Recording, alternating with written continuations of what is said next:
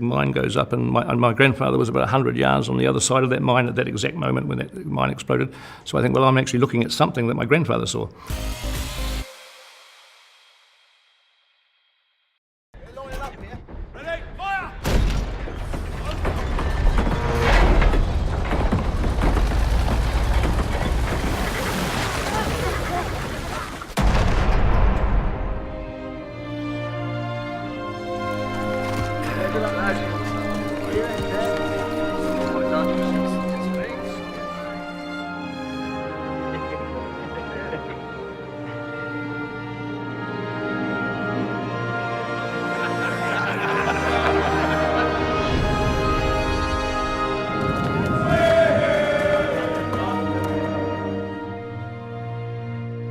The Imperial War Museum approached you 3 years ago to see what you could do with the footage from the First World War.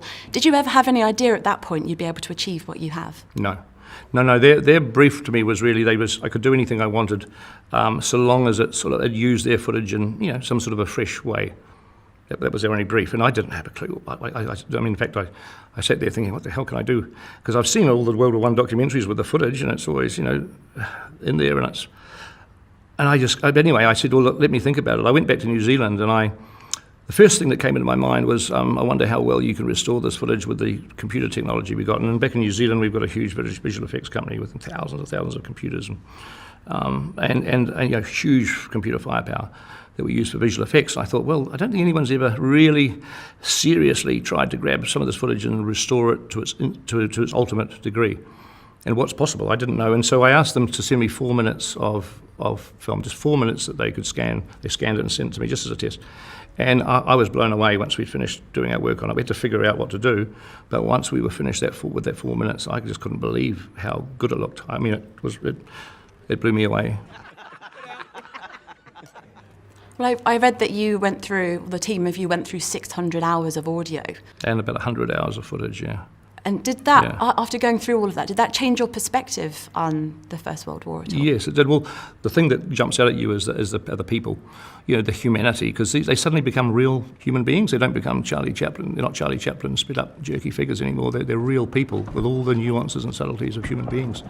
So therefore, it's told me that this should be a human story, not a war story, in terms of strategy and tactics. And then Then I thought, well, okay, that in terms of the audio part of it, the only voices we should hear should be the voices of the veterans that fought the war. So then I started to get all the audio, and I said to the BBC and the Imperial War Museum, I said, don't send me any audio from when the men are very old. I don't want 80, 90-year-old men. Just send me audio that you might have done in the 1960s. 1970s, when some of the guys, if you were interviewed in the 1960s, you're not much older than I am. You're quite young. And so they're not ancient old guys, and they're quite vibrant, and their memories are not they're pretty sharp. And so I got 600 hours of this audio, which was unbelievable, incredible stuff.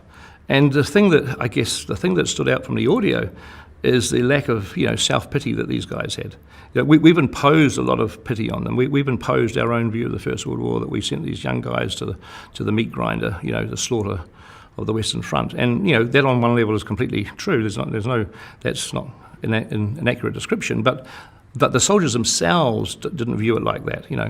When the war was not very active, it was really rather fun to be in the front line. It was not very dangerous, a sort of out-of-door camping holiday with the boys, with a slight spice of danger to make it interesting.